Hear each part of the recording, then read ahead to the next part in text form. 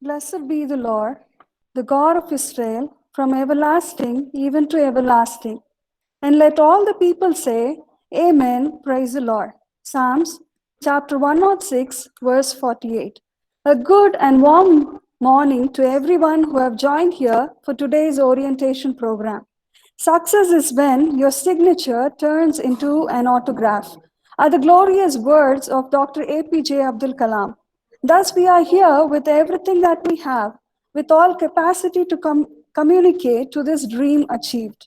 Prayer is a window to opportunity, a door to miracles, a channel for blessing, and a path to dreams come true. Let us, in all humility, seek the blessing of the Almighty with a prayer song.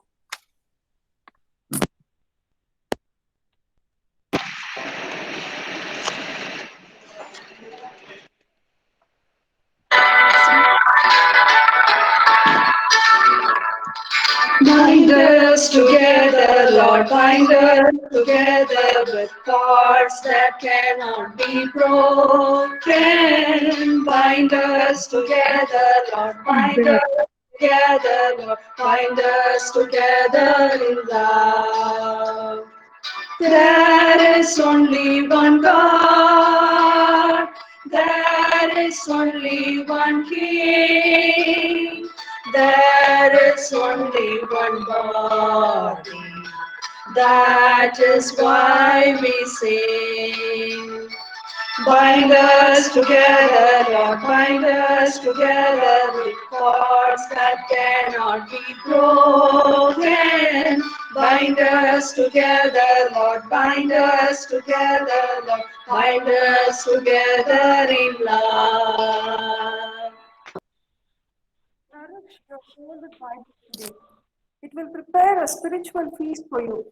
Now may I request Mrs. Margaret Kanimuli, Head and Assistant Professor, Department of Biotechnology, to read out the sacred verses on this wonderful day. Reading from the Holy Bible, Psalms chapter 118, verses 26 to 28. Blessed is the one who comes in the name of the Lord. We bless you from the house of the Lord. The Lord is God, and he has given us light. Bind the festal procession with branches up to the horns of the altar. You are my God, and I will thanks to you. You are my God, and I will extol you. This is the word of the Lord. Thanks be to God.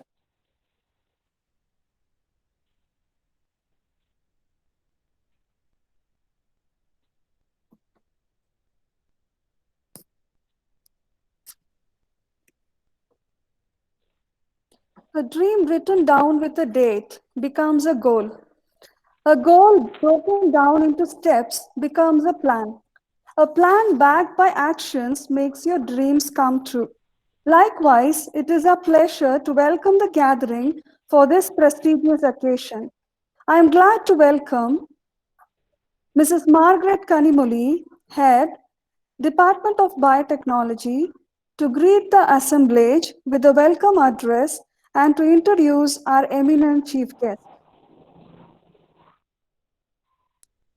Good morning. I feel honored to stand before you and heartily welcome everyone to this prestigious occasion. With immense pleasure, I would like to welcome Reverend Father Celestine, Congregation of Schanstatt Fathers, a distinguished person of pastoral concern and unwavering commitment. Father has completed his BA Philosophy in Arlanandar College, Madurai. His MSc in Applied Psychology in Counseling and Psychotherapy in Anukraga, Dindukkal, and his Master of Theology and Licentiate and in Pelosi College, Gobelins, Germany. He is a person of unwavering faith and Ma'am, not integrity, hearing, ma'am.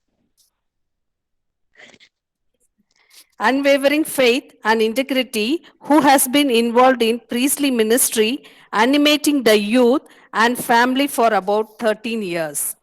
We are delighted to have you amidst us. We welcome you, Father. I am glad to welcome our beloved Principal and Secretary, Reverend Sister Dr. Arokya Rani, who ceaselessly plans for the betterment and drives us towards the goals in all our endeavors to spread the light of true knowledge. I extend an affable welcome to the students who have stepped into this hallowed place of learning with motivation and excitement. The purpose of our life is to be happy, so be happy always. Once again, with ardent pleasure, I welcome everyone. Welcome you all. Thank you, ma'am. Life can be broader once you discover one simple fact, and that is everything around you that you call life was made by people that were no smarter than you. You can change it, you can influence it, and you can build your own things that other people can use. I'm sure that our chief guest will be such an influence. Now we hand over the session to you, Father. Thank you. Good morning to everybody. Can you hear me all? Can you hear me, teacher? All ரொம்ப சந்தோஷம் உங்களை எல்லாம் பார்க்கிறதுக்கு. நீங்க ரொம்ப சந்தோஷமா இருக்கீங்க. Good morning, good morning. Good morning, Father. Yeah, எல்லாத்துக்கும் good morning. எல்லாத்துக்கும் ரொம்ப சந்தோஷமான விஷயம். Good morning, Father. You will be very morning, happy Father. to be here online to listen to this class. உங்கள்கிட்ட கல்லூரி காலத்தை பற்றி நான் ஷேர் பண்ண இருக்கிறேன்.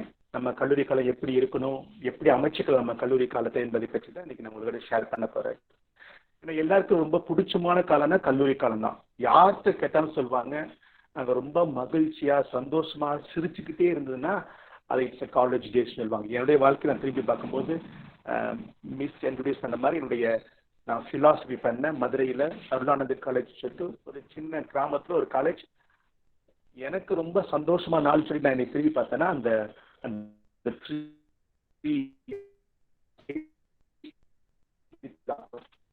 ஜாய்.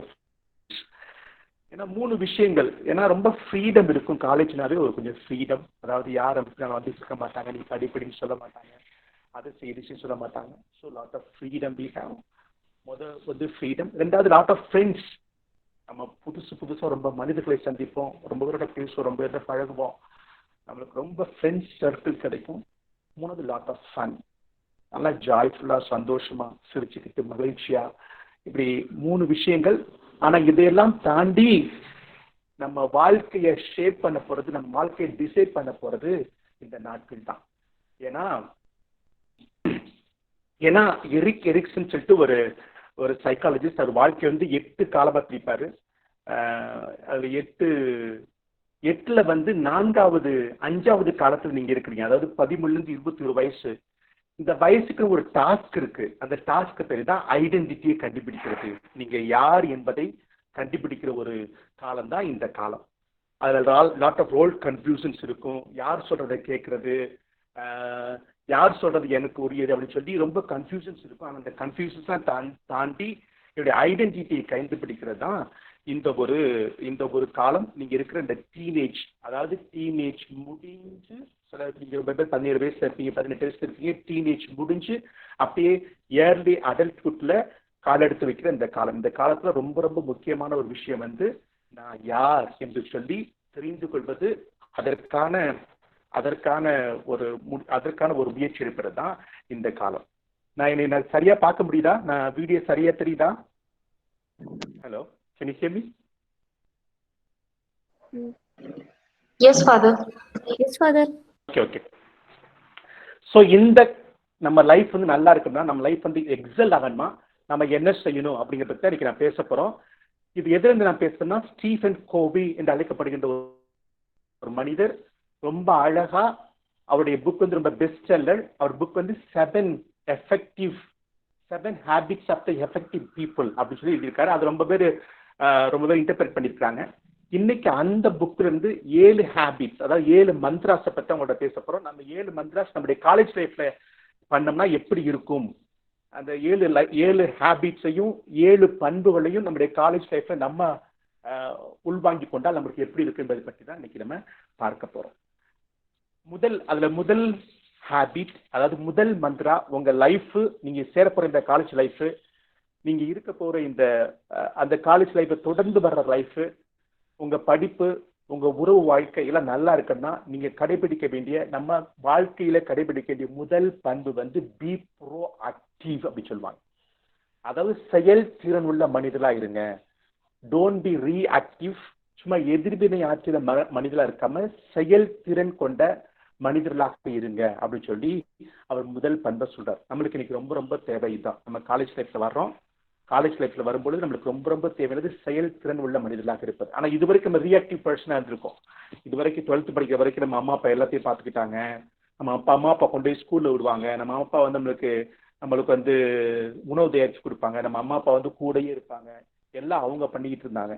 ஆனா இப்ப வந்து ஒரு புது லைஃப்க்கு நீங்க அடி எடுத்து வச்சிருக்கிறீங்க. இந்த லைஃப்ல நீங்க ஒரு ப்ரோ ஆக்டிவ் மனுஷனா எப்பவும் அடுத்தவர்களை சார்ந்து இருக்காம ஒரு செயல்திறன் உள்ள, நான் எடுத்து செய்கிறேன், நான் எடுத்து முன் வருவேன் என்று சொல்லி முன்வருகின்ற ஒரு மனுஷன் நம்ம மாறணும். அதான் ரொம்ப ரொம்ப முக்கியம். இது ரொம்ப ரொம்ப நம்ம காலேஜ் லைஃபுக்கு தேவையான ஒன்று. அதாவது நம்ம லைஃப் வந்து நம்ம கையில் அடிக்கணும். Be responsible for our own life. அவர் லைஃபுக்கு, அவர் படிப்புக்கு, நம்ம பிஹேவியருக்கு, நம்ம குரோத்துக்கு நான் ரெஸ்பான்சிபிள். இது வரைக்கும் மற்றவங்க ரெஸ்பான்சிபிளா இருந்திருக்கலாம். நம்ம அம்மா அப்பா ரெஸ்பான்சிபிளா இருந்திருக்கலாம், நம்ம டீச்சர் ரெஸ்பான்சிபிளா இருந்திருக்கலாம், இல்லை நம்மளுக்கு சுற்றி இருந்த நம்ம கார்டியன் ரெஸ்பான்சிபிளா இருந்திருக்கலாம். ஆனா இப்ப இருந்து என் படிப்பை, என் வாழ்க்கைய, என்னுடைய குரோத்தை, என்னுடைய டெவலப்மெண்ட்டை நான் என் கையில எடுக்கிறேன் அப்படின்னு சொல்லி ரெஸ்பான்சிபிள் பர்சனா மாறுது. அதான் ரெஸ்பான்ஸ் ஏபிள் அப்படின்னு சொல்லுவாங்க. ரெஸ்பான்ஸ் ஏபிள் பர்சனா மாறுது. ஃப்ராங்க் கெயின் ஒரு பையன், அவன் உங்களை மாதிரி தான் 17 வயசு 18 வயசு பையன். அப்பதான் காலேஜ்ல ஒன்னா போய் சேர்றாங்க. அவங்க கெயின் ஒரு பையன் 17 வயசு 18 வயசு பையன், அவன் காலேஜ் போய் சேர்றான். அவங்க ஃப்ரெண்ட்ஸ் எல்லாம் காலேஜ் போய் சேர்றாங்க. அவன் வந்து ஒரு ஆப்ரோ அமெரிக்க பையன். அவன் நார்த் கலிபோர்னியால இருக்கிற அக்ரிகல்ச்சர் அண்ட் என்ஜினியரிங் காலேஜ் போய் சேர்றான், படிக்க போறான். உங்க மாதிரி ஃபர்ஸ்ட் இயர் பையன் தான், ஃப்ரெஷர். அவன் போய் அங்கே உட்காந்துருக்கிறான். அன்னைக்கு காலேஜ் நடக்குது. மத்தியானம் அவனுக்கு பசிக்குது 1 மணிக்கு. உடனே அவங்க ஃப்ரெண்ட்ஸ்லாம் கூட்டுவாங்க, சாப்பிட போகலாம்னு சொல்லி போறாங்க. பக்கத்துல போனால் கொஞ்சம் ஹோட்டல்ஸ் இருக்கு. அப்போ போகும்போது இந்த ஹோட்டலில் பார்க்குறாங்க. அப்போ வந்து அவன் சொல்றான், இந்த ஹோட்டல் போகலாமான்னு சொல்லிட்டு. அப்போ ஃப்ரெண்ட்ஸ்லாம் சொல்றான், இல்லை அந்த ஹோட்டல் போக முடியாதுடா. ஏன்டா கேட்குறான். ஏன்னா அது வந்து ஒரு ஒயிட் பீப்புள் அமர்ந்து சாப்பிட்ற இடம். அது வந்து ஒன்லி ஃபார் ஒயிட் பீப்புளுக்கு தான் அலௌடு. நம்ம ஆப்ரோ அமெரிக்கன்ஸ்லாம் அலௌடு கிடையாது, கருப்பினத்துக்கு அலௌடு கிடையாதுன்னு சொல்றாங்க. அது ஏன்டா அப்படி, நம்மளெல்லாம் ஒரே மனுஷனாடா, ஒரே பிளட் தான்டா, ஏன் நமக்கு டாக்டர் வாங்கடா சும்மா போகலான்னு சொல்லிட்டு உள்ள போறான். உள்ள போய் அங்கே போன உடனே மற்றெல்லாம் முறைச்சு பார்க்குறாங்க. ஏன்டா உள்ள போறான்னு சொல்லிட்டு அவன் போய் உள்ள போய் உட்காடுறான். உட்காந்தோடனே வெயிட்டர்கிட்ட சொல்றான், எனக்கு சர்வ் பண்ணுன்னு சொல்றான். ஸோ அவனுக்கு ஒன்றும் கண்டுக்கவே இல்லை. அவன் இங்கிட்டு போயிட்டு வரான். இப்போ பக்கத்தில் இருக்கவங்களாம் அங்கிருந்த முட்டையை தூக்கி எறிகிறாங்க, கெச்சப்பத்துக்கு மேலே போடுறாங்க, பெப்பர் எறிகிறாங்க, சால்ட் எறிகிறாங்க, இருக்கிற உணவுப் பொருள் அவன் மேலே கொட்டுறாங்க. ஆனா இந்த ஃப்ராங்க் கெயின் ஒண்ணுமே பேசல. ஏன்னா அவன் ஏற்கனவே 2 பேரை பத்தி வாழ்க்கையில படிச்சிருக்கான். ஒன்று வந்து காந்திஜி எப்படி வந்து வயலன்ஸ் வந்து ஒரு விஷயத்துக்கு வந்து எதிர்வினை ஆற்ற முடியாது அப்படிங்கிற காந்திஜி பத்தியும் மார்ட்டின் லூத்தர் பத்தியும் ஆழமா படிச்சதுனால அவன் நான் வயலன்ஸோட மற்ற யாரையும் கண்டுக்காம அவர்கள் அமைதியா உட்காந்துருக்கான். மற்ற 3 பேர் உட்காந்துருக்காங்க. அவங்கள வெளியேற்ற முடியல. கடைசியில அந்த ரெஸ்டாரண்ட்டை பூட்டிட்டு மற்றவங்கள வெளியே போயிடுறாங்க. முதல் நாள் 3 பேர் வந்தாங்க. அடுத்த நாள் இதை கேள்விப்பட்டு 30 பேர் வந்தாங்க. அடுத்த நாள் இதை கேள்விப்பட்டு 300 பேர் வந்தாங்க. ஒரு பெரிய இயக்கமா மாறிச்சு. இயக்கம் மாறி அந்த இன வெறிக்கு எதிராக அவங்க போராட ஆரம்பிச்சாங்க. அது அப்புறம் கொஞ்சம் கொஞ்சமா மாறி எல்லாரும் எல்லா ஹோட்டலில் உட்கார்ந்து சாப்பிடலாங்கிற அனுமதி அவனுக்கு கிடைச்சிச்சு. ஸோ த ஃப்ராங்க் கெயின் வந்து தனக்கு வாய்ப்பு வரும் என்று சொல்லி வெயிட் பண்ணிட்டு இருக்கல, மாறாக வாய்ப்பை உருவாக்கி கொண்டான். அதான் ப்ரோ ஆக்டிவ் பர்சன். வாய்ப்பு எனக்கு கிடைக்கும், வாழ்க்கை எனக்கு அமையும் சொல்லி வெயிட் பண்ணிட்டு இருக்காம வாழ்க்கையை அமைத்துக் கொள்வதையும் வாழ்க்கை அமைத்துக் கொள்வதுதான் ப்ரோ ஆக்டிவ் பர்சன். அப்படி ஒரு ப்ரோ ஆக்டிவ் பர்சனா நீங்க மாறணும். அப்படி மாறினாத்தான் உங்க காலேஜ் லைஃப் ரொம்ப நல்லா இருக்கும். நீங்க எக்ஸல் பண்ண முடியும். ப்ரோ ஆக்டிவ் பர்சனுக்கு ரியாக்டிவ் பர்சனுக்கு வித்தியாசம் என்னன்னா, ப்ரோ ஆக்டிவ் பர்சன் வந்து எப்பவும் வாழ்க்கையை கையில் எடுத்துக்கிடுவான். ஆனா ரியாக்டிவ் பர்சன் என்ன பண்ணுவான், அவாய்ட் பண்ணுவான். வாழ்க்கை கையில் எடுக்க அவாய்ட் பண்ணுவாங்க. ப்ரோ ஆக்டிவ் பர்சன் சேலஞ்சஸ் வரும் பொழுது, எல்லா தடைகள் வரும்போது தைரியமா எதிர்கொள்வான். ஆனா ரியாக்டிவ் பர்சன் அடுத்தவங்க பத்தி பிளேம் பண்ணுவான். தன்னுடைய வாழ்க்கைக்கு தன்னுடைய வளத்திற்கு என்ன குறைச்சல்னா, என் ஃபேமிலி சரியில்லை, மற்றவங்க சரியில்லை, மற்றவரை சுற்றுப்புறத்தை பிளேம் பண்ணுவான். ப்ரோ ஆக்டிவ் பர்சனால முடியும் நம்புவான். ஆனா ரியாக்டிவ் பர்சன் வந்து நான் ஒரு விக்டிம் நினைப்பான். ப்ரோஆக்டிவ் பர்சன் செல்ஃப் ரிலையண்டா இருப்பான். ஆனா ரியாக்டிவ் பர்சன் எப்படி இருப்பான்னா he must always need somebody to help him. இதான் வந்து நடக்கும். இதான் ப்ரோஆக்டிவ் பர்சனுக்கு ரியாக்டிவ் பர்சனுக்கு வித்தியாசம். ப்ரோஆக்டிவ் பர்சன் வந்து அவன் வந்து முக்கியமா அவனுக்கு இருக்கிற ஒரு பேஷன், அவன் ஃப்ரீடம் ஆஃப் சாய்ஸ் பிரகாரம் அந்த வாழ்க்கையை ஆரம்பிப்பான். சாய்ஸை கையில் எடுப்பான். அதான் ப்ரோஆக்டிவ் பர்சனுக்குள்ள ஒரு விஷயம், முக்கியமான விஷயம். சாய்ஸை கையில் எடுப்பான். என்னால சூஸ் பண்ண முடியும் சொல்லி அவன் சூஸ் பண்ண வாழ்க்கைக்கு தேவையானது. விக்டர் ஃப்ராங்கல்னு ஒரு பெரிய ஒரு மனுஷரு, ஒரு யூத மதத்தை சார்ந்தவர். அவர் ஜெர்மன்ல வாழ்ந்து வந்தாரு. இப்ப 1940 30 ஒரு கான்சென்ட்ரேஷன் கேம்ப் சொல்லி ஹிட்லர் கிட்டத்தட்ட 6 லட்சம் யூதர்களை கொண்டு குவித்தான். அப்ப அங்க கான்சென்ட்ரேஷன் சித்திரவதை கூடத்தை அவங்களுக்காக உருவாக்கியிருந்தான் யூதர்களை கொள்வதற்காக. அங்க இவரு விக்டர் ஃப்ராங்கல் போனாரு. அங்க அவர் ஒரு யூதர், அதனால அவருக்கு சிறைபிடிச்சு அவுஷ்விட்ஸ் என்று அழைக்கப்படுகிறது, இப்ப போலந்துல இருக்க அந்த இடம், அந்த இடத்துக்கு கொண்டு போனாங்க. அந்த இடத்துக்கு கொண்டு போகிற பொழுது அங்க எல்லாத்தையும் பார்க்கிறாரு அவரு. விக்டர் ஃப்ராங்கல் பெரிய சைக்காலஜிஸ்ட். அவர் எல்லாத்தையும் அப்சர்வ் பண்றாரு. ஏன்னா அவருக்கு தெரியும் 2 விஷயங்கள். ஒரு மனுஷன் வந்து அது வந்து ஜெனட்டிக் டிட்டர்மினேஷன் சொல்லுவாங்க. ஒரு மனுஷன் வந்து தன்னுடைய ஜீனால் தீர்மானிக்கப்படுகிறான். தனக்கு இருக்கிற டிஎன்ஏ, அவங்க அம்மா அப்பா இருந்து வர்ற டிஎன்ஏ தீர்மானிக்கப்பட்ட அவனுடைய குணநலங்கள், அவனுடைய பிஹேவியர் சொல்லி அது சொல்லுவாங்க. அவங்க தாத்தாவுக்கு பயங்கர கோவம் வரும், அதே மாதிரி இவனும் கோவம் வருது பாருன்னு சொல்லுவாங்க. ஸோ தன் ஜீனால் தீர்மானிக்கப்படுகிறான்.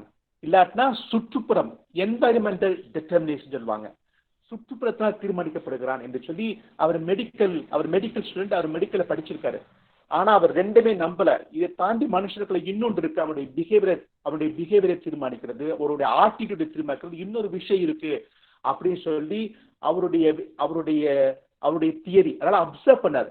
அப்சர்வ் பண்ணும்பொழுது அங்க அவங்கெல்லாம் எப்ப சாவாங்கன்னு தெரியாது, எப்ப வந்து கெட்ட சூழல் வரும் தெரியாது. ஆனாலும் இதெல்லாம் சோர்ந்து போயிருக்காங்க. ஆனா ஒரு சில மனிதர்கள் மட்டும் மற்றவங்களை போய் என்கரேஜ் பண்ணிக்கிட்டு, மற்றவங்களை போய் கன்சோல் பண்ணிக்கிட்டு, மற்றவங்களுக்கு உணவு பரிமாறி கொண்டு இருக்காங்க. அப்பதான் புரியுது, வெளிப்புற சூழல் எதுவும் அந்த மனிதர்களை பாதிக்கவில்லை. மாறாக அவங்க அகச்சூழலிலிருந்து அகச்சூழலிலிருந்து அவங்க செய்யறாங்க.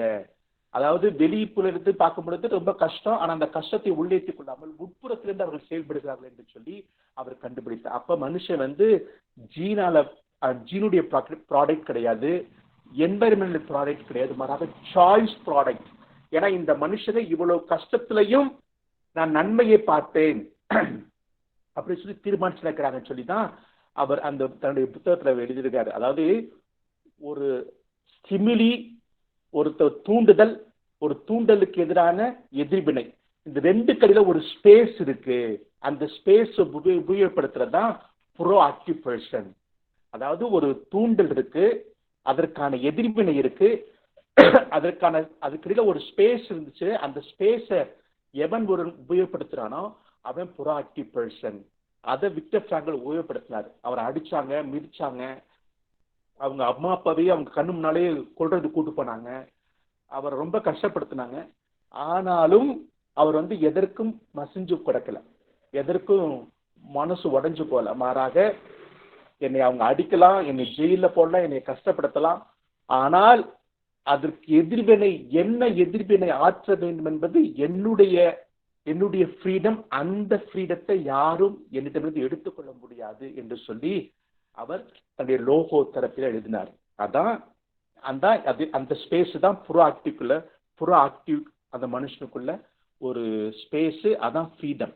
அப்படி ஒரு நீங்க சாய்ஸ் சூஸ் பண்றவங்களா நீங்க இருக்கணும். இங்க கர்நாடகா, இப்ப கர்நாடகால இருந்து பேசுறேன், பெங்களூர்ல இருந்து பேசுறேன். 2 வருஷத்துக்கு முன்னால ஹரிஷ் நஞ்சப்பான்னு ஒரு இளைஞன், உங்களை தான் 20 வயசு இளைஞன், அவன் துமுக்கூர்ல போய் ஓட்டு போட்டுட்டு ஒரு திங்கட்கிழமை அதிகாலையில அவன் பைக்ல திரும்பி வந்துகிட்டு இருக்கான். அதிகாலை திரும்பி வந்துட்டு இருக்கும் பொழுது அவன் பைக்ல திரும்பி வந்துட்டு இருக்கான். அவனை கிராஸ் பண்ணி ஒரு லாரி ட்ரக்கு போது, சுகர், அதாவது சர்க்கரை ஏற்றுவது லாரி. அப்ப பிஞ்சில மாட்டி ஹரிஷ் நஞ்சப்பா மாட்டி 2 பிஞ்சு, உடல் 2 பிஞ்சு, 5 அடிக்கு 2, இடுப்பு பேர் ஒரு பகுதி, இடுப்பு பேர் ஒரு பகுதி, 2 பிஞ்சு தொங்குது. அப்ப அந்த ஹரிஷ் நஞ்சப்பா அந்த இளைஞன் கூப்பிடுறான், அங்க இருக்கிற கூப்பிடுறான். கூப்பிடுறமெல்லாம் நினைப்போம், என்னை காப்பாத்துங்க, தயவுசெய்து தூக்கிட்டு போய் காப்பாத்து நினைப்போம் அப்படின்னு சொல்லுவான் நினைப்போம். ஆனா அவன் அப்படி சொல்ல. அவன் என்ன சொன்ன தெரியுமா? எனக்கு என்னுடைய உடல்ல ஹார்ட் இன்னும் நல்லா ஃபங்க்ஷன் ஆகிட்டு இருக்கு, யார்கிட்டயாச்சும் கொடுங்க, என் கண்கள் ரெண்டு நல்லா இருக்கு, அது யார்கிட்ட வச்சு கொடுங்க. என் உடல்ல இருக்கிற உறுப்புகள் ஏதாச்சும் எதுதான் நல்லா இயங்கிட்டு இருக்கோ அதெல்லாம் கொடுங்க, தயவுசெய்து வேகப்படுத்துங்க அப்படின்னு சொல்லி சொன்னான். அடுத்த நிமிஷம் அடுத்த செகண்ட் உயிர் வாழ்வானான்னு சொல்லி தெரிய முடியாத ஒரு ஒரு ஒரு இதுல அடுத்த நிமிஷம் உயிர் வாழ்வானா, அடுத்த செகண்ட் உயிர் வாழ்வான்னு சொல்லி தெரிய முடியாத சூழல்ல அந்த பையன், அந்த இளைஞன், அதான் சொன்னாரு டாக்டர் ஷெட்டி அப்படின்னு சொல்லிட்டு, நேத்ராலியா டாக்டர், அந்த மருத்துவமனை டாக்டர் சொன்னாரு, அவரு டிரெக்டர் சொன்னாரு, அவனை பத்தி எனக்கு ரொம்ப, அவன் அடுத்த நொடி உயிர் வாழான்னு தெரியாது.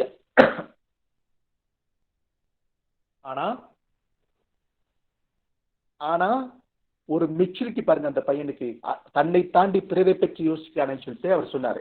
அதாவது அடுத்த செகண்ட் உயிர் வாழ்வானான்னு தெரியாது, ஆனா அந்த சூழல் கூட தன்னை தாண்டி பிறரை பற்றி யோசித்தான். அந்த சாய்ஸ் அவன் எடுத்துக்கிட்டான். நான் என்ன சாக போறேன் அப்படின்னு சொல்லி உட்காந்து அழுதுட்டு இருக்காம, சாக போறேன்னு சொல்லி அரட்டிக்கிட்டு இருக்காம, நான் எத்தனை பேருக்கு வாழ்வு கொடுக்க முடியும் என்று சொல்லி அந்த சாய்ஸை எடுத்தான். அது மாதிரிதான் ப்ரோஆக்டிவ் பர்சன். எந்த சூழலையும் ஒரு பாசிட்டிவா பாக்குறதா, பாசிட்டிவான விஷயங்களை சூஸ் பண்றதா ப்ரோஆக்டிவ் பர்சன். அதுதான் நம்ம மாறணும். ஒரு காலேஜ் ஸ்டூடெண்ட்டுக்கு ரொம்ப ரொம்ப தேவையானது இந்த ப்ரோஆக்டிவா இருக்கிறது. நீங்க வந்து தேனியை பார்த்திருப்பீங்க.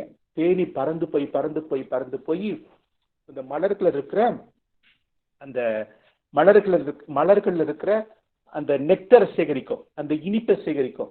எவ்வளவு குப்பையா இருந்தாலும், குப்பையில இருந்த மலரா இருந்தாலும் அந்த குப்பையை பத்தி கவலைப்படாது, அதுக்கு நெக்டரை தான் பார்க்கும்.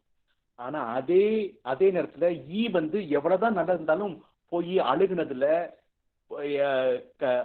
அழுக்கானதுக்கு தான் உட்காரும்.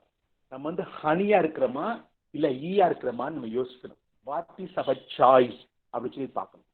ஸோ நம்ம ப்ரோஆக்டிவ் பர்சனா இருக்கணும்னா நம்ம என்ன செய்யணும்? போது வந்து இனிஷியேட்டிவ் எடுக்கணும். இனிஷியேட்டிவ் எடுக்க நம்ம கத்துக்கணும். நம்மளா படிக்கணும், நம்மளா இன்டர்நெட்ல போய் தேடணும், நம்மளா ஒரு ப்ரோக்ராம் பண்ணணும். ஒரு இனிஷியேட்டிவ் எடுக்க மற்றவங்க செய்வாங்க, மற்றவங்க தூண்டுவாங்கன்னு சொல்லி மற்றவங்க தூண்டுதலுக்கு நான் உட்படாமல் நம்முடைய மோட்டிவேஷன் இன்ட்ரின்சிக் மோட்டிவேஷனா இருக்கணும். உள்ளிருந்து இயக்கப்படுகிற ஒரு மனுஷன் நம்ம மாறணும். எப்படி முட்டை வந்து உள்ளிருந்து உடஞ்சாதான் நல்ல முட்டை, அது வெளியிருந்து உடைச்சோம்னா அது கூமுட்டை, அது ஒண்ணுமே நான் போயிடும். நம்ம வந்து இனிஷியேட்டிவ் எடுக்கணும். ரொம்ப முக்கியமான விஷயம் இனிஷியேட்டிவ் எடுக்கணும். ரெண்டாவது, நம்மளுடைய கிரியேட் அவர் ஓன் வெதர். அதாவது நம்ம மூட நம்ம கிரியேட் பண்ணணும், நம்ம மற்றவங்களை சார்ந்து இருக்காம. சில பேர் பார்த்துருப்பீங்க, வெளியே வந்து மழை பெஞ்சிச்சுன்னா இவங்க அவரு டல்லாயிடுவாங்க, வெளியே வந்து ரொம்ப சூரியன் நல்லா இருந்துச்சுன்னா இவங்க நல்லா சந்தோஷமாயிருவாங்க. அது மாதிரி மற்றவங்க கஷ்டப்படுத்தினா இவங்க டல்லாயிடுவாங்க, மற்றவங்க அவங்களை அப்ரிஷியேட் பண்ணாங்கன்னா இவங்க நல்லாயிருவாங்க. ஸோ அப்படி மற்றவங்களை அவுட் சைடு இல்லாமல் இருக்காம இன்சைட் அவுட்டா இருக்கிற அவர் கிரியேட் அவர் ஓன் வெதர், அப்படிப்பட்ட மனுஷனா இருக்கணும். எனக்கு நல்லா வருது, நான் இப்போ இந்த கொரோனா பேண்டமிக்னா ஒரு நாள் நான் ஒரு நாள் பைக்ல போயிட்டு இருந்தேன் இங்க பெங்களூர்ல ரொம்ப ரொம்ப கஷ்டம் பைக்ல போறதெல்லாம். அப்போ ஒருத்தர் வந்து, நான் ஒரு பைக்கு அப்புறம் ஒரு ஆட்டோ ரெண்டே கிராஸ் பண்ணி போனேன். அப்போ ஆட்டோக்காரன் என்னை கிராஸ் பண்ணி வந்து இடிக்கிற மாதிரி வந்து பயங்கரமா திட்டினாரு, நல்லா பயங்கரமா திட்டினாரு. திட்டினான்னா சரி, நான் மெதுவா போய் பக்கத்துல இருந்தேன். அவர் நினைச்சா நானும் திரும்பி திட்டுவான்னு நினைச்சேன். நான் அப்போ அவர் கேட்டேன், ஏன் சார் இப்படி பண்றீங்க, நீங்க இப்படி பண்றீங்கன்னு சொல்லிட்டு அப்படி ரொம்ப திட்ட ஆரம்பிச்சேன். நான் ரொம்ப காமா கொயட்டா, ரொம்ப பதப்பதட்டு இல்லாம, ரொம்ப படபடப்பு இல்லாம ரொம்ப காமா வர பார்த்தேன். ஃபர்ஸ்ட் திட்ட ஆரம்பிச்சவரு, நான் காமா பார்த்த உடனே அப்படியே மெதுவா அந்த சவுண்டு குறைஞ்சிச்சு. அப்படியே கொஞ்சம் கொஞ்சமா கொஞ்சம், சார் உங்க நல்லதானே சார் சொல்றேன்னு சொல்லிட்டு அப்படியே அவரு காம் ஆயிட்டார்.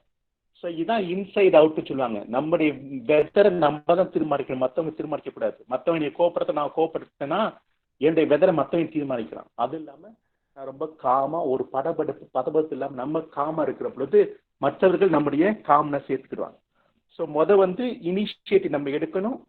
நம்ம என்ன வெதர் நம்ம டிசைட் பண்ணணும். மூணாவது, ப்ரோஆக்டிவ் லாங்குவேஜ் யூஸ் பண்ணணும். I can, I want to try it அப்படின்னு சொல்லி ப்ரோஆக்டிவ் லாங்குவேஜ் யூஸ் பண்ணணும். ரியாக்டிவ் கரெக்ட் ஐ கான் சொல்லுவாங்க, ஐ ஹாவ் டுன்னு சொல்லுவாங்க.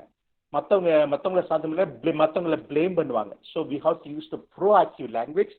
நாலாவது என்ன சொல்லணும்னா, நம்மகிட்ட இருக்கிற ஃபெயிலியரை பார்த்து பயப்படக்கூடாது. நம்மகிட்ட இருக்க வரப்போகிற நம்ம சில விஷயங்கள் இருக்கும்போது ஃபெயிலியரை பார்த்து பயப்படக்கூடாது. தொடர்ந்து நம்ம முயற்சி எடுத்துக்கிட்டே இருக்கணும். அதான் வீட்டை போய் கேட்டாங்க Thomas J Watson, secret of success கேட்கறதுல அவர் ரொம்ப அழகா சொன்னாரு, டபுள் வே ஆஃப் ஃபெயிலியர். எந்த அளவுக்கு நீங்க ஃபெயில் ஆகுறீங்களோ அந்த அளவுக்கு நீங்க வெற்றி அடையலாம். வைக்கலாம். அது வந்து ரிசர்ச்சே பண்ணாங்க. அதாவது பொம்மை செய்ய சொன்னாங்க. 2 குரூப்பா பிரிச்சாங்க. ஒன்று வந்து குவான்டிட்டி குரூப், இன்னொன்று குவாலிட்டி குரூப். குவான்டிட்டி குரூப் கொடுக்கப்பட்ட மிஷன் என்னன்னா, அவங்களுக்கு கொடுக்கப்பட்ட பணி என்னன்னா, நீங்க ரொம்ப பொம்மைகள் செய்யணும் அப்படின்னு சொல்லிட்டு. குவாலிட்டி குரூப் கொடுத்துக்கிட்ட மிஷன் என்னன்னா, நீங்க ஒரே ஒரு பொம்மை செய்யணும், ஆனா அது அவ்வளவு சூப்பர்பா இருக்கணும் அப்படின்னு சொன்னாங்க. இதுல யார் சூப்பர் பொம்மை செஞ்சாங்க தெரியுமா? குவான்டிட்டி குரூப் தான் செஞ்சாங்க. ஏன்னா குவாலிட்டி குரூப் செய்யல. அது நல்லா இருக்கணும், நல்லா இருக்கணும், நல்லா இருக்கு, நல்லா இருக்கு, நாளைக்கு தள்ளி தள்ளி போட்டு அவங்க ஒண்ணுமே செய்யல. ஆனா அவங்க குவான்டிட்டி குரூப் செஞ்சவங்க ஒவ்வொரு பொம்மையா செய்ய செய்ய செய்ய செய்ய செய்ய செய்ய அது அழகாய் அது நல்ல பொம்மையா வந்துச்சு. அதனால ஃபெயிலியரை பார்த்து பயப்படாம தொடர்ந்து முன்னேறி கொண்டிருக்க வேண்டும். ஸோ இதெல்லாம் நம்ம பண்ணும் பொழுது ப்ரோ ஆக்டிவ் பர்சனா இருப்போம். ஸோ 2வது பண்பு என்ன? 2வது பண்பு வந்து begin with end in mind. 2வது சூத்ரா, 2வது ஃபார்முலா வந்து முடிவை மனதில் வைத்து தொடங்குங்கள். நீங்க இன்னைக்கு காலேஜ்ல சேர போறீங்க, ஏதாச்சும் ஒரு முடிவோட காலேஜுக்குள்ள வாங்க. நான் என்ன செய்ய போறேன், நான் எது என் வாழ்க்கையில கத்துக்க போறேன், நான் என்ன வாழ்க்கையில என்ஹான்ஸ் பண்ண போறேன்னு சொல்லி ஒரு முடிவு ரொம்ப ரொம்ப முக்கியம். என்னைக்கு முடிவோட வரீங்களோ அன்னைக்கு ஒரு காலேஜ் லைஃப் நல்லா இருக்கும். நான் இப்ப அடுத்த வருஷம் நான் வந்து இன்னொரு மிஷன் எடுக்க போறேன். அதாவது குருக்களை குரு மாணவர்களை, அதாவது அடுத்து குருக்களாக போற அந்த குரு மாணவர்களை வழிநடத்தப்படுற பணியில. அப்ப அங்க ரெக்டர் சொன்னாரு, ஃபாதர் நீங்க இதுக்கு வர்றதுனால நீங்க ஒரு பிளான் தயார் பண்ணுங்க, ஒரு ப்ளூ பிரிண்ட் தயார் பண்ணி என்ன இங்க செய்ய போறீங்க அப்படின்னு சொல்லி. அந்த ப்ளூ பிரிண்ட் உள்ளவாங்க. அது சக்சஸ் ஆகுதோ சக்சஸ் ஆகுது செகண்ட் விஷயம். ஆனா நீங்க ஒரு ப்ளூ பிரிண்ட் இருந்தா தான் உங்களுடைய பணி வாழ்க்கை நல்லா இருக்கும் அப்படின்னு சொன்னார். அதே மாதிரி உங்க காலேஜ் லைஃப் நல்லா இருக்குன்னா ஒரு முடிவோட வாங்க, ஒரு முடிவு எடுத்துட்டு உள்ள வாங்க. நீங்க என்ன முடிவு எடுக்கிறீங்க அது ரொம்ப ரொம்ப முக்கியம். ஃபார் எக்ஸாம்பிள், இப்ப நீங்க உங்களுக்குலாம் பிடிச்சது பிரியாணி பிடிக்கும், பிரியாணி சமைக்கணும்னு ஆசைப்படுறீங்க. அப்ப முடிவு, ஒரு இலக்கு என்ன, பிரியாணி சமைக்கிறது. அப்ப யார்கிட்ட இந்த பிரியாணி எப்படி சமைக்கிறது? ஒருவேளை அம்மாட்ட கேட்பீங்க எப்படி சமைக்கணும்னு சொல்லிட்டு, இல்லாட்டினா யூடியூப்ல பார்ப்பீங்க. யூடியூப்ல வந்து பிரியாணி சமைப்பது எப்படின்னு சொல்லி போட்டிருக்கு. ஸோ அதை பார்த்து அதை ஒரு ப்ளூ பிரிண்ட் மாதிரி அதை பார்த்துட்டு அப்புறம் அதை சமைக்க ஆரம்பிங்க. ஸோ யூடியூப்ல பார்க்குற ஒரு முறை, அப்புறம் சமைக்க ஆரம்பிக்கிறது ஒரு முறை. அதே மாதிரி இப்போ நீங்க இங்கிருந்து ஒரு இடத்துக்கு போறீங்க, ஒசூர்ல இருந்து திருவையாறு பக்கத்துல மேலத்துருத்தின்னு ஒரு இடம் இருக்கு, ஒரு சின்ன கிராமம். அந்த இடத்துக்கு போனோம். அப்ப என்ன பண்ணுவீங்க, உடனே நீங்க கூகுள் எடுப்பீங்க. கூகுள் மேப்ல அந்த ஊர் பேரை போட்டு அது இலக்கு என்ன, மேலத்துருத்தி, அது எப்படி போகலாம் அப்படி அது மேப்பு காட்டும். ஸோ ஒரு தடவை மேப்ல பாக்குறீங்க, அப்புறம் ரியல்ல போறீங்க. அதே மாதிரி சின்ன குழந்தைகள் வந்து பஸ்ஸில் விளையாடுங்க. பஸ்ஸில்ஸ் அது வந்து ஒட்டு வச்சு ஒட்டி வைக்கணும். அதுக்கு முன்னாடி அந்த அட்டையில ஒரு படம் இருக்கும், அந்த படத்தை பார்த்துட்டு மெதுவா அப்படி ஒட்ட வைக்கிங்க. ஸோ அட்டையில் இருக்கிற படம் ஒரு முறை பார்ப்பது, அப்புறம் அதை ரியல்ல செய்யறது. இது அதே மாதிரி தான் இந்த ஹேபிட் 2 வந்து முடிவை மனதில் வைத்து தொடங்குது என்பது 2 கிரியேஷன்.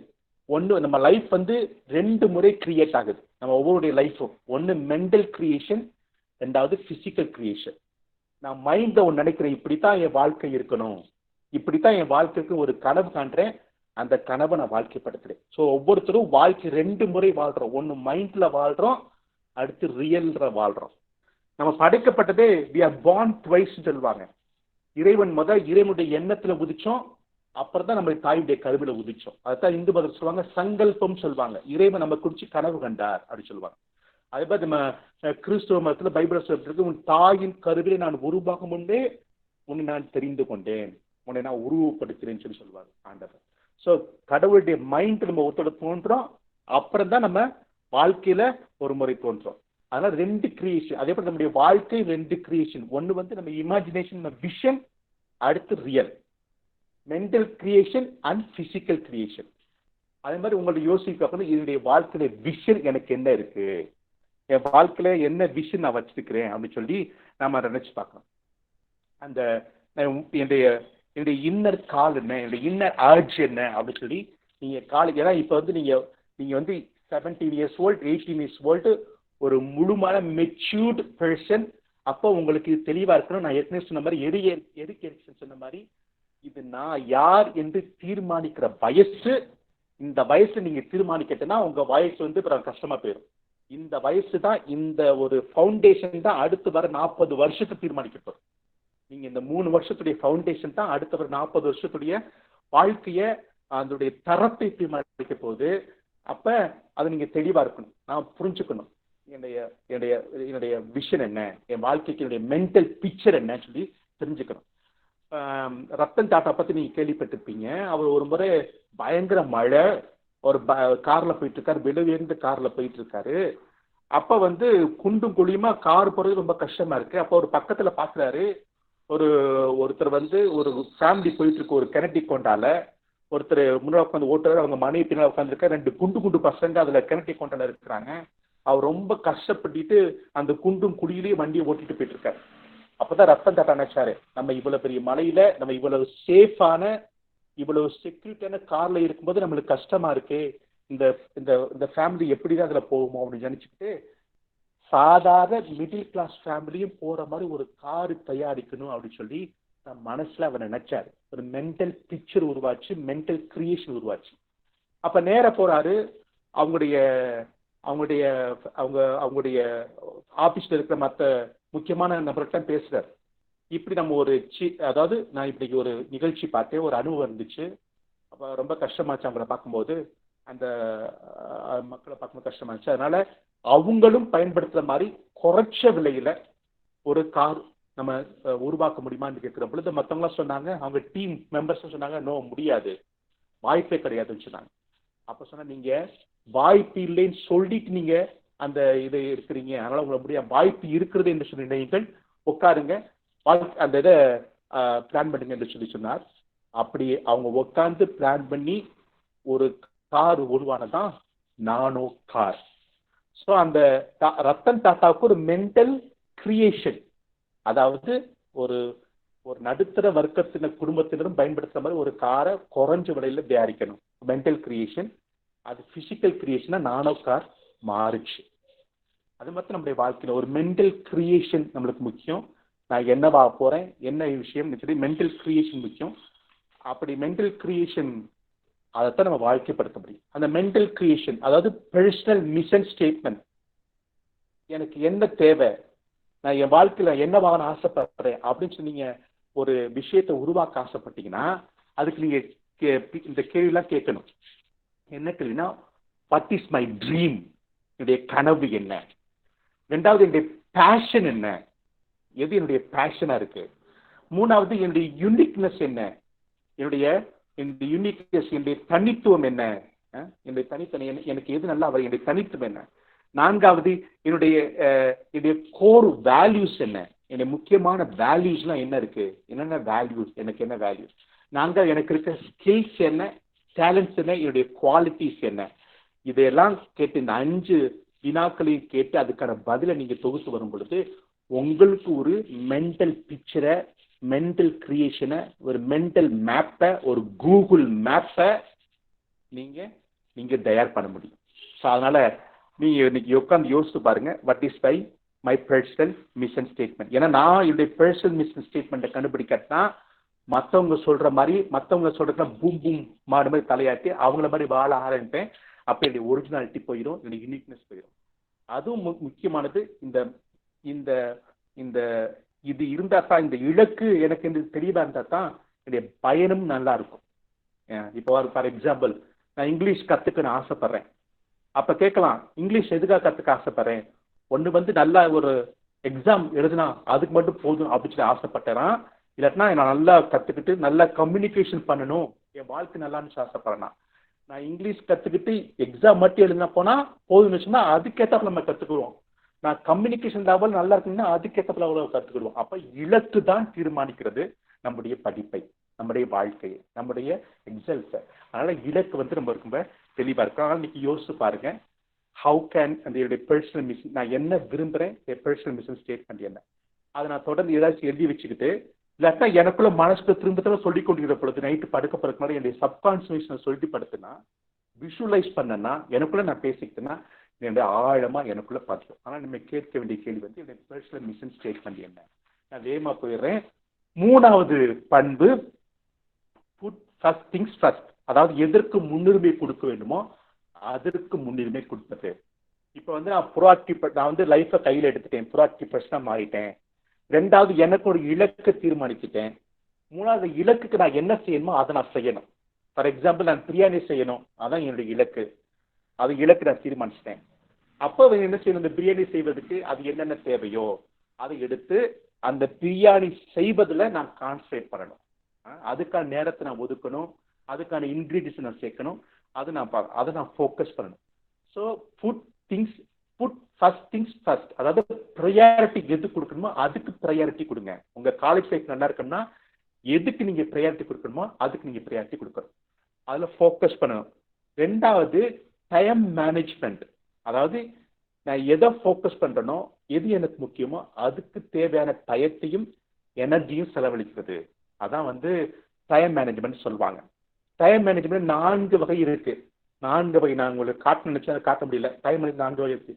அதாவது 4 கால் பிரியா பிரிச்சிருப்பாங்க. அதுல வந்து முதல் பிரிவு வந்து ஒரு பக்கம் இம்பார்ட்டன்ட் அர்ஜென்சி, எது இம்பார்ட்டன்ட் எது அர்ஜென்சி அதுக்கு நம்ம முக்கியத்துவம் அது வந்து வந்துகிட்டே இருக்கும். ரெண்டாவது விஷயம் வந்து urgency not important but not urgency அப்படின்னு சொல்லுவாங்க. எது இம்பார்ட்டனோ ஆனா அர்ஜென்சி கிடையாது. அது வந்து குவாட்ரண்ட் 2, குவாட்ரண்ட் 3ல வந்து not important but urgency, quadrant 4ல வந்து நாட் இம்பார்ட்டன்ட் நாட் அர்ஜென்சின்னு வரும் ஆக்சுவலி. ஸோ இதுல வந்து நம்ம முக்கியத்துவம் கொடுக்க 4 பிரியா பிரிச்சோம்னா அப்படி வருது. 4 பிரியா பிரிச்சோம்னா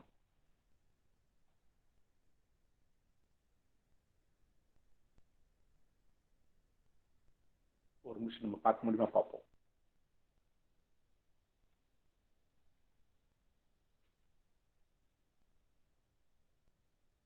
இப்படி பிரிப்பாங்க. இது வந்து இம்பார்ட்டன்ட் அர்ஜென்ட், இது important not urgent, not important not urgent, not important not urgent. So நம்ம முக்கியமா நம்ம கொடுக்க வேண்டியது, நான் இப்போ மவுஸ் வச்சு செய்கிறேன், இதுதான் நம்மளுக்கு முக்கியமானது. குவாட்ரண்ட் செகண்ட் தான் முக்கியம். இந்த லைஃப்ல மாற்றிக்கணும். இதை வந்து இம்பார்ட்டன்ட் பட் நாட் அர்ஜென்சி அப்படி சொல்லுவாங்க டைம் மேனேஜ்மெண்ட்ல. ஸோ உங்களுக்கு சரியா விளக்க முடியாதனால இதை நான் உடனே விட்டு போறேன். அதாவது எது இம்பார்ட்டன்ட் பட் அர்ஜென்சி இல்லையோ அதுல நம்ம கான்சென்ட்ரேட் பண்ணணும் நம்ம வாழ்க்கையில. அதுலதான் எஜுகேஷன் வரும், வரவே கூடாது. அதெல்லாம் நம்ம ஹெல்த் வரும், அதெல்லாம் நம்ம கரியர் வரும். ஸோ இதெல்லாம் நம்ம கான்சென்ட்ரேட் பண்ணும் பொழுது லெஸ் ஸ்ட்ரெஸ்ஸோட நம்ம பண்ண முடியும். ஏன்னா நம்ம இந்த டைம் மேனேஜ்மெண்ட் பொறுத்தவரை என்ன முக்கியம்னா என்னுடைய ரோல் என்ன. இப்போ என்னுடைய ரோல் என்ன, காலேஜ் ஸ்டூடெண்ட், அதான் முக்கியமான ரோல். இல்லாட்டா அம்மா அப்பாவுக்கு பிள்ளை இன்னொரு ரோல். ஸோ அந்த ரோல் என்ன அதை நான் தீர்மானிச்சு அந்த ரோலுக்கு தேவையானது நான் என்னென்ன செய்யணும்.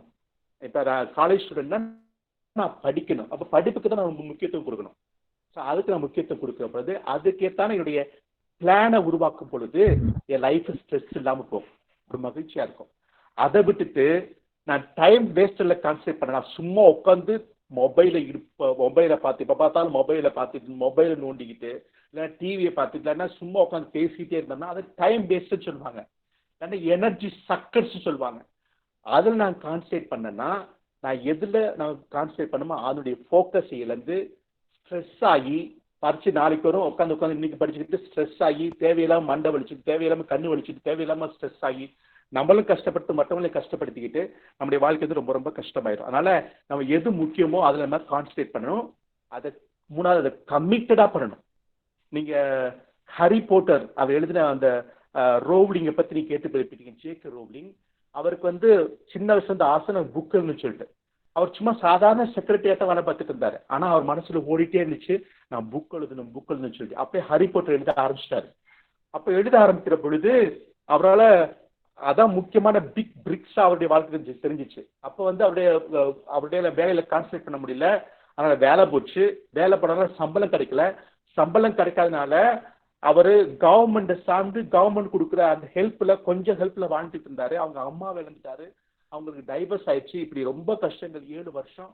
ஆனா எதுவுமே அவரை வந்து கஷ்டப்படுத்தல, மாறாக எதுவுமே அவரை பின்வாங்க வைக்கல, மாறாக ரொம்ப கமிட்டடா இருந்து தன்னுடைய நேரத்தையும் கவனத்தையும் அதுல செலவழிச்சு இன்னைக்கு 8 புக்கு 8 வால்யூம் எழுதியிருக்கிறார். ரொம்ப இன்னைக்கு உலகம் ஒரு ஃபேமஸான ஒரு மனுஷா ஜேகே ரோவ்லிங் இருக்கார். ஏன்னா அவர் எது முக்கியமோ அதுக்கு தன்னுடைய முக்கியத்துவம் அப்படி கொடுத்தார். ஸோ அதனால இன்னைக்கு நீ காலேஜ் ஸ்டூடெண்டா இருக்கீங்க, அந்த ரோலுக்கு முக்கியத்துவம் கொடுத்து என்ன செய்யணுமோ அதை செஞ்சு அதுக்கு ப்ரையாரிட்டி கொடுக்குற பொழுது நாளைக்கு தள்ளி போடாம ப்ரோக்ராஸ்டினேஷன் சொல்லுவாங்க, லேசினஸ் சொல்லுவாங்க, நாளைக்கு தள்ளி போடாம அதில் கான்சன்ட்ரேட் பண்ணும் பொழுது will be nice. அதனால இன்னைக்கு உட்காந்து யோசிச்சு பாருங்க, நான் படிக்க போறேன், நான் எவ்வளவு இப்ப ஆன்லைன் கிளாஸஸ் இருக்கு, நான் எவ்வளவு நேரத்தை செலவழிக்கிறேன், நானும் சுயமா பண்றதுக்கு எவ்வளவு நேரம் செலவழிக்கிறேன் அப்படின்னு சொல்லி யோசிச்சு பாருங்க. இல்லாட்டா மற்றபடி சும்மா உட்காந்து மொபைல் போன் ஓடிக்கிட்டு தேவையில்லாம மற்ற டைம் வேஸ்ட்டுக்கு நான் டைம் கொடுத்து என்னுடைய இதை கலந்துக்கிட்டு இருக்கான்னு சொல்லிட்டு. 4வது ஹேபிட் உங்க வாழ்க்கையை என்ஹான்ஸ் பண்றதுக்கு, இது முன்னாடி பிரைவேட் விக்டரி சொல்லுவாங்க, இப்ப பப்ளிக் விக்டரி. இதுக்கு 4வது ஹேபிட் வந்து திங்க் வின் வின். அதாவது நீ ஜெயிக்கணும் நானும் ஜெயிக்கணும் அப்படிங்கிற விஷயமா உங்களுடைய இன்டராக்ஷன்ஸ் இருக்கட்டும் சொல்லிட்டு. இப்ப நீங்க பிரியாணி சமைக்கலாம்னு சொல்லிட்டு முடிவு எடுத்துட்டீங்க, அது இலக்கா எடுத்துட்டீங்க, அதுக்கு என்னென்ன தேவைன்னு சொல்லிட்டு முக்கியமா எடுத்துட்டு அதுக்குள்ள கான்சன்ட்ரேட் பண்றீங்க. அவர் பிரியாணி சமைக்கலாம்னு சொல்லி அடுப்பு பற்ற வைக்கும் பொழுது உங்க தங்கச்சி தம்பி வர்றாங்க, இல்லை உங்க ஃப்ரெண்ட்ஸ் வராங்க, அவங்களும் உங்களோட சேர்ந்து பிரியாணி சமைக்கலாம் ஆசைப்படுறாங்க, அவங்க உங்களை கேட்குறாங்க. அப்படி கேட்கிற பொழுது அதை எப்படி நீ இன்ட்ராக்ட் பண்ற, அதை எப்படி நீ சமாளிக்கிற, அதை பத்தி தான் இந்த பழக்கம். இந்த வந்துட்டேன்னா அங்க நிறைய பேர் பார்ப்பேன், நிறைய பேரு நிறைய ஊர்ல இருந்து வந்திருப்பாங்க, நிறைய டிஃப்ரெண்ட் கலாச்சாரம், டிஃப்ரெண்ட் பின்னணி, டிஃப்ரெண்ட் லாங்குவேஜ்காரங்க இருப்பாங்க. ஸோ டிஃப்ரெண்ட் விஷயங்கள் இருப்பாங்க. அவங்களெல்லாம் எப்படி நம்ம இன்ட்ராக்ட் பண்றோம், அப்படி இன்ட்ராக்ட் பண்ணும்போது சில என்ன வரும், சில கிரைசிஸ் வரும், நெருக்கடிகள் வரும். அந்த நெருக்கடியை நம்ம எப்படி சமாளிக்கிறோம் அப்படிங்கிறது தான் இந்த பண்பு நமக்கு கற்றுக் கொடுக்குது. ஏன்னா காலேஜ் லைஃப் வந்து ரொம்ப ரொம்ப முக்கியம், ரொம்ப ஃப்ரெண்ட்ஸ் கிடைக்கிற இடம், ரொம்ப பேரை பழகக்கூடிய இடம். இப்படி பழகும் பொழுது அந்த பியர் ப்ரெஷருக்கு உள்ளாகாம அதை வந்து எப்படி நம்ம சமாளிக்கிறோம், அது ரொம்ப ரொம்ப முக்கியம். ஸோ உறவு முறைகள் வந்து 4 வகைப்படி சொல்லுவாங்க, 4 வகைப்படம். ஒன்று வந்து ஒரு இன்டராக்ஷன் வந்து வின் லூஸ், நான் வின் பண்ணிக்கிறேன் நீ லூஸ் பண்ணு அப்படின்னு சொல்றது.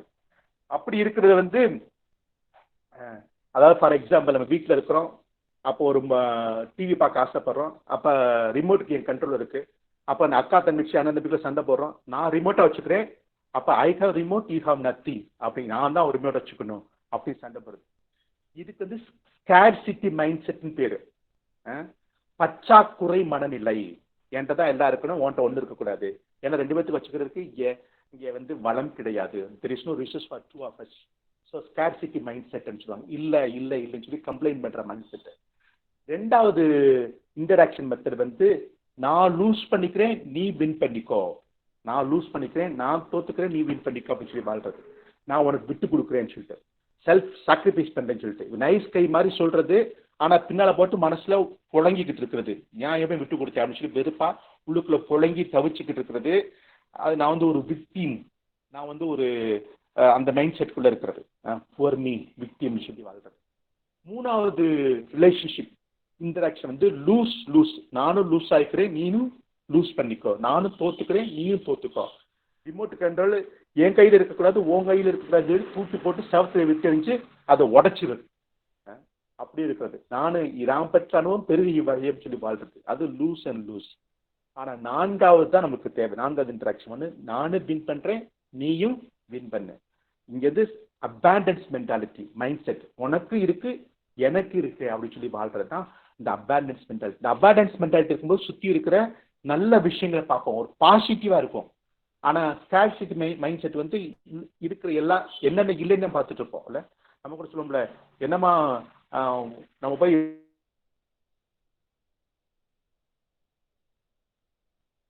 அடிக்க வச்சிருப்பாங்க, ஆனா ட்ரெஸ் ஒண்ணுமே கிடையாது, என்ன சாப்பிட்றதுக்கு ஒண்ணுமே இல்லைன்னு சொல்லுவோம். அப்படி ஒரு ஸ்கேர்சிட்டி மைண்ட் செட். அதான் ஒரு வீட்டுக்காரர்கிட்ட சொன்னாராம், எங்க இன்னைக்கு கடுகு இல்லைங்க, சீரகம் இல்லை, சோம்பு இல்லை, உப்பு இல்லை, மிளகு இல்லை, அரிசி இல்லைன்னு சொல்லிட்டு. ஏண்டி இல்லைன்னு சொல்ல, இருக்குன்னு சொல்லி பழகுன்னு சொன்னான் அவன். ஆமா இருக்கு, கடுகு டப்பா காலியா இருக்கு, வெந்தய டப்பா காலியா இருக்கு, அரிசி டப்பா காலியா இருக்கு, எண்ணெய் டப்பா காலியா இருக்குன்னு சொன்னான். அது மாதிரி ஸ்கேர்சிட்டி மைண்ட் செட்ல இருந்து அபாண்டன்ஸ் மைண்ட் செட்டுக்கு வரணும். அதான் வின் வின் மைண்ட் செட். உனக்கும் எனக்கு கொஞ்சம் உனக்கு கொஞ்சம், எப்படி நான் ஐ இல்லாம யூ இல்லாம பிரிஞ்சிருக்குமா எப்படி வியா மாறுறது அப்படின்னு சொல்றதுதான். அப்ப அதுக்கு நம்ம கொடுக்க பழகணும், வாங்க மட்டும் பழகக்கூடாது. எப்ப வந்து வாங்கிட்டு இருந்தோம்னா நல்லா இருக்காது, கொடுக்க பழகணும். You have to give, not only receive. There are 2 kinds of people in the world. One is receiver, இன்னொன்னு giver. ரிசீவர் வாங்கிட்டே இருப்பாங்க, கொடுக்க கொடுக்க கொடுக்க கொடுக்க வாங்கிட்டே இருப்பாங்க. ஆனா கிவர் கொடுத்துக்கிட்டே இருப்பாங்க. ரிசீவர் வந்து வாங்கி வாங்கி வாங்கி வயிறு பெருத்து நல்லா சாப்பிடுவான், அவன் நல்லா சாப்பிட்டு திருப்தியா இருப்பான். ஆனா கிபருக்கு வந்து அன்னைக்கு நைட்டு நல்லா தூக்கம் வரும். ரிசீவருக்கு வந்து வயிறு ஹாப்பியா இருக்கும், ஆனா கிபருக்கு வந்து மைண்ட் ஹாப்பியா இருக்கும். ஸோ நம்ம கொடுக்க பழகணும். வின் வின் சிச்சுவேஷன் அதான் ரொம்ப ரொம்ப முக்கியம். நம்மளுக்கு காலேஜ் லைஃப்ல வந்து வின் வின் சிச்சுவேஷன் ஒருத்தருக்கு பழகணும் நல்ல ஒரு விஷயமா இருக்கும். அதனால நம்ம என்ன செய்யணும், இன்னைக்கு உட்காந்து identify 3 important relationship in your life. உங்க லைஃப்ல 3 இம்பார்ட்டன்ட் லைஃப் ரிலேஷன் நினைச்சு பாருங்க. அதுல பேலன்ஸை பாருங்க. நீங்க கொடுக்குற அந்த இம்பார்ட்டன்ட் ரிலேஷன்ஷிப்ல நீங்க நிறைய கொடுக்குறீங்களா இல்ல நிறைய வாங்குறீங்களா, அந்த பேலன்ஸ் எப்படி இருக்கு அப்படின்னு சொல்லி நினைச்சுக்கோங்க. உங்களுக்கு இம்பார்ட்டன்ட் ரிலேஷன்ஷிப்ல நீங்க நிறைய கொடுக்குறீங்களா இல்ல நிறைய வாரீங்க, அந்த பேலன்ஸ் எப்படி இருக்கு. அப்புறம் உங்க இன்டராக்ஷன் மெத்தட் எப்படி இருக்கு, மோர் ஆஃப் வின் வின் இன்டராக்ஷனா இருக்கா இல்ல lose win interaction, lose lose இன்டராக்ஷனா இருக்கான்னு சொல்லிட்டு. 5வது பழக்கம் நம்ம லைஃபுக்கு தேவையானது. 2வது பப்ளிக்கு தேவையானது seek first to understand then to be understood. அதாவது முதல்ல புரிஞ்சு கொள்ள முயற்சிங்கள், அப்புறம் வந்து நீங்கள் புரிந்து கொள்ளப்பட வேண்டும் என்று ஆசைப்படுங்க. புரிஞ்சுக்காங்க. இப்ப நீங்க பிரியாணி இலக்காயிடுச்சு, அதுக்கு முக்கியமா அதை வச்சு அதுக்கு டயத்தை ஸ்பெண்ட் பண்ணி நேரத்தை ஸ்பெண்ட் பண்ணி வச்சிருங்க. அப்போ உங்க அண்ணன் தம்பி அக்கா தங்கச்சி வர்றாங்க, அவங்களும் சேர்ந்து பிரியாணி செய்ய ஆசைப்படுறாங்க. அப்ப அவங்க பிரியாணி செய்யப்பட ஆசைப்படும் பொழுது அந்த குழந்தைகிட்ட இருக்கிற அந்த புரிஞ்சுக்கொள்ள முயற்சி, இல்லாட்டி போடி உனக்கு ஒண்ணு தெரிஞ்சா பத்தி விடாம அந்த பிள்ளைகிட்ட இருக்க ஏக்கத்தை, அந்த பிள்ளைங்கிட்ட இருக்கிற அந்த ஒரு தேடலை, அவங்ககிட்ட இருக்கிற ஆசையை, அவங்ககிட்ட இருக்கிற உணர்வுகளை, அந்த எமோஷனை புரிஞ்சு கொள்ள முயற்சிக்கணும். அது முக்கியம் அப்படின்னு சொல்லி. ஏன்னா காலேஜ் லைஃப்ல அது ரொம்ப ரொம்ப முக்கியம், மற்றவருடைய உணர்வுகளை புரிஞ்சுக்கிறது. ஏன்னா நம்ம ரொம்ப பேச கத்துக்கிறதுக்கு நம்ம நேரம் எடுக்கிறோம். நம்ம சின்ன வயசுல பேச கத்துக்கிறதுக்கு, அப்ப லாங்குவேஜ் கத்துக்கிறதுக்கு நேரம் இருக்கிறோம். ஆனா வாழ்க்கையில முக்கியமானது கம்யூனிகேஷன், தொடர்பு கொள்ளுதல். இந்த கம்யூனிகேஷன் ரொம்ப ரொம்ப முக்கியம். அதாவது மற்றவங்களுடைய மனசை புரிஞ்சுக்கிறது, மற்ற மனசை நோகாம பேசுறது. அப்ப அது மற்ற மனசு நோகாம பேசுறா, மற்ற மனசுக்குள்ள என்ன இருக்குது புரிஞ்சுக்கிட்டா தான் மற்ற மனசு நோகாம நம்ம பேச முடியும். அதனால சீக் டு அண்டர்ஸ்டாண்ட் ஃபர்ஸ்ட். யாரும் உங்ககிட்ட வரும் பொழுது அவங்க சொல்றத காது கொடுத்து கேட்டு, ஏன்னா அதுக்கு ரொம்ப கம்யூனிகேஷன் ரொம்ப ரொம்ப முக்கியம். லிசனிங். அதுக்கு என்னென்ன பண்ணணும்னா அவங்க சொல்றத காது கொடுத்துக்கிட்டு அவங்களுடைய எமோஷனை புரிஞ்சுக்கணும். ஒருத்தர் வந்து வர்றாங்கன்னா அவங்க எமோஷன் என்ன சொல்ல வர்றாங்க, அவங்க ஐடியாஸ் என்ன, அதை புரிஞ்சுக்கணும். 2வது இன்டரப்ட் பண்ணாம கேட்கணும். அவங்க என்ன சொல்லுவாங்க இன்டரப்ட் பண்ணா கேட்கணும். 3வது ப்ரொஜெக்ட் பண்ணக்கூடாது, என்னுடைய எக்ஸ்பீரியன்ஸை மற்றவங்க மேல ப்ரொஜெக்ட் பண்ணாம. 4வது அவங்க கண்ணை பார்த்து, ஏன்னா நம்ம பேசுறத கம்யூனிகேட் பண்றதுல 10% வேர்ட்ஸ், வார்த்தைகள், மற்ற 30% நம்ம சவுண்டு. நம்ம உயர்த்தி பேசணும்னா கோபத்துல பேசணும் அர்த்தம், ரொம்ப சாஃப்டா பேசினா அன்பா பேசணும் அர்த்தம், படபடப்பா பேசணும்னா பதபதப்பா பேசினா பயந்துட்டு பேசணுமா அது நம்ம சவுண்ட்ல வெளிப்படும். ஸோ 30% சவுண்டு, மிச்சம் 60% நம்ம பாடி லாங்குவேஜ். நம்ம எப்படி பார்க்குறோம், எப்படி அவங்ககிட்ட நிற்கிறோம், எப்படி நம்ம ஒரு ஓப்பன் ஆர்மோட இருக்கிறோம். ஸோ அந்த பாடி லாங்குவேஜ் ரொம்ப ரொம்ப முக்கியம். அதனால அது கண்ணுக்குள் கண்ணாக பார்த்து பேசுகிற பொழுது, கன்சிடரேட் பண்ணும் பொழுது, இதெல்லாம் வந்து நல்ல லிசனிங் அர்த்தம். ஸோ நல்லா லிசன் பண்ணிட்டு தென் கான்ஃபிடென்ட்டா நீங்க சொல்ல வர வேண்டியதை மற்றவங்க சொல்லணும். ஸோ 2 விஷயம். ஒன்று வந்து மற்றவங்களை கன்சிடரேட் பண்ணது, 2வது கரேஜியஸா கான்ஃபிடென்ட்டா நம்முடைய விஷயத்த சொல்றது. இது 2 ஒன்னா போகிற பொழுதுதான் அது கம்யூனிகேஷன் ஒரு நல்ல ஒரு கம்யூனிகேஷனா இருக்கும். இன்னைக்கு யோசித்து பாருங்க, நான் யார் பேசுவதை லிசன் பண்றது கஷ்டமா இருக்கும். ஒருவேளை அம்மா பேசுறது லிசன் பண்றது கஷ்டமா இருக்கலாம், அப்பா பேசுறது லிசன் பண்றது கஷ்டமா இருக்கலாம், அவங்க உணர்வுகளை புரிஞ்சு கஷ்டமா இருக்கலாம். அவங்க உங்களோட ஒரு அறிவுரை சொல்லும் பொழுது என்னடா இது பெரிய ரோதனையா போயிடுச்சு, எப்போத்தாலும் சொல்லிட்டு இருக்கான்னு சொல்லிட்டு அந்த அறிவுரை கேட்கறது கஷ்டமா இருக்கலாம். ஆனா அவங்க அந்த அறிவுரைக்கு பின்னால இருக்கிற அந்த பதப்ப, அந்த பயத்தை, அவங்க அம்மா அப்பாவுக்கு இருக்கிற அந்த கேரை, கன்சர்ன் பண்ண நம்ம புரிஞ்சுக்கிற பொழுதுதான் then we seek to understand then to be understood. அதே மாதிரி உங்க டீச்சர்ஸ், நீங்க ப்ரொஃபசர்ஸ் உங்களுக்கு ரொம்ப விஷயங்கள் சொல்லுவாங்க, அதை புரிஞ்சுக்க நம்ம முயற்சி பண்ணணும். அப்படி புரிஞ்சுக்க முயற்சி பண்ணும்போது நம்முடைய காலேஜ் லைஃப் நல்லா இருக்கும். அடுத்ததாவது 6வது ரொம்ப விஷயம் வந்து ஜின்னர் சைஸ் சொல்லுவாங்க. ஜின்னர் சைஸ் சொல்லுவாங்க. அதாவது கூட்டு முயற்சி. நீங்க முடிவு பண்ணிட்டீங்க பிரியாணி வைக்கணும், முடிவு பண்ணிட்டீங்க, அதுக்காக நேரத்தை ஸ்பெண்ட் பண்றீங்க, அவங்க அண்ணன் தம்பி அக்கா தங்கச்சி கூட்டுக்கிறீங்க, அவங்க உணர்வுகளை புரிஞ்சுக்கிறீங்க, இப்ப எல்லாரும் சேர்ந்து ஒரு கூட்டு முயற்சியா சேர்ந்து நீங்க பிரியாணி வைக்கிறீங்க. அதே மாதிரி தான் college லைஃப்லையும் there are so many people around. அப்போ வந்து உங்களை ரொம்ப விஷயம் சேர்ந்து செய்ய சொல்லுவாங்க. டான்ஸ் ப்ரோக்ராம் சேர்ந்து தயார் பண்ணுங்க, ஒரு ஸ்போர்ட்ஸ் ப்ரோக்ராம் சேர்ந்து தயார் பண்ணுங்க, இல்லைன்னா ஒரு ப்ராஜெக்ட் சேர்ந்து தயார் பண்ணுங்க. சொல்லி ரொம்ப கூட்டு முயற்சிக்குரிய ரொம்ப விஷயங்கள் இருக்கும். அப்போ போயிட்டு நீங்க என்ன டக்குன்னு லைக் மைண்டட் பீப்புளா தேடுவோம். எனக்கு யாரை பிடிக்கும், எங்க ஊருக்காரங்க யாரு, எங்க ஏரியாக்காரங்க யாரு, என் லாங்குவேஜ் பேசுறவங்க யாரு அப்படின்னு சொல்லி எனக்கு லைக் மைண்டட் பீப்புளா நம்ம சேர்த்துக்கோ. நம்மளுக்கு மற்றவங்க டிஃப்ரெண்ட் ஒப்பீனியன் உள்ளவங்க சேர்த்துக்க மாட்டோம். ஏன்னா பயம், மற்றவங்க ஒப்பீனியன் சொல்லும்போது அதெல்லாம் என்ன ஏற்றுக்கொள்ள முடியுமா என்று பயம், அதெல்லாம் விளக்கிடுவோம்.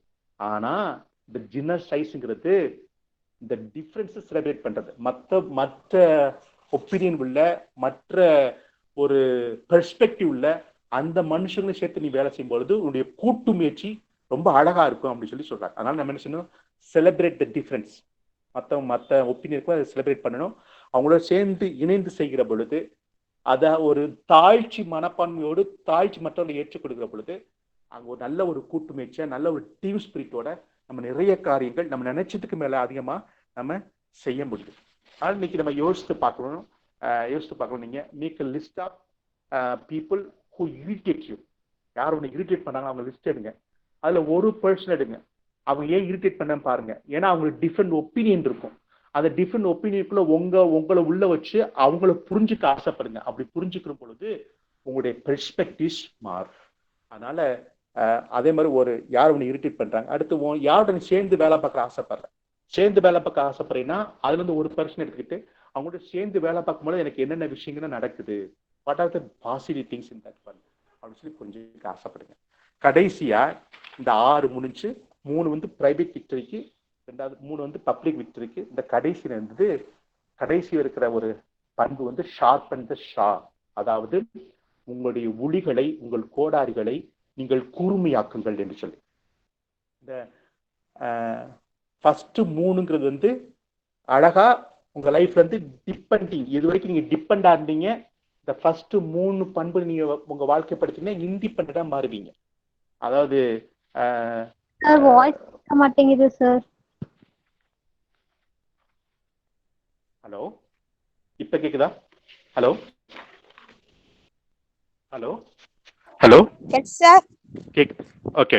இந்த ஃபர்ஸ்ட் 3ஐயும் செய்யும் பொழுது டிபெண்டன்ட்ல இருந்து இண்டிபெண்டா மாறுவீங்க. அதாவது ப்ரோ ஆக்டிவ் பர்சனா இருக்கும் பொழுது, முடிய மனசுல வச்சு நீங்க தொடங்கும் பொழுது, 3வதாக ப்ரையாரிட்டி கொடுக்க வேண்டிய விஷயங்களுக்கு முன்னுரிமை கொடுக்க வேண்டிய விஷயம் முன்னுரிமை கொடுக்கும் பொழுது, இப்படி 3 விஷயத்தையும் வைக்கும் பொழுது நீங்க டிபெண்டான பர்சனா இருந்து இண்டிபெண்டன்ட் பர்சனா மாறுவீங்க. அடுத்த 3 நீங்க இண்டிபெண்டன்ட் பர்சனா இருந்தவங்க இந்த டிபெண்டன்ட் பர்சனா மாத்துது. அதாவது மற்றவங்களை வின்-வின் சிச்சுவேஷன் நம்மளோட உறவில் ஈடுபடுகிற பொழுது, அதை முதலில் புரிந்து கொண்டு அப்புறம் புரிந்து கொள்ளப்பட ஆசைப்படுகின்ற பொழுது, அப்புறம் ஜின்னர் சைஸ் கூட்டு முயற்சி பண்ணுகிற பொழுது இண்டிபெண்டன்ட்ல இருந்து இன்டர் டிபெண்டா மாறுவீங்க. இந்த டிபெண்டன்ட் வந்து இண்டிபெண்டன்ட் டு இண்டிபெண்டன்ட்.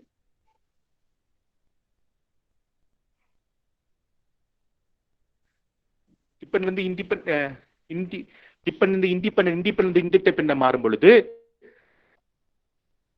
அதை எப்படி தொடர்ந்து வாழ்க்கைப்படுத்துறதுன்னா இந்த கடைசி பண்பு தான் நமக்கு ரொம்ப முக்கியம்.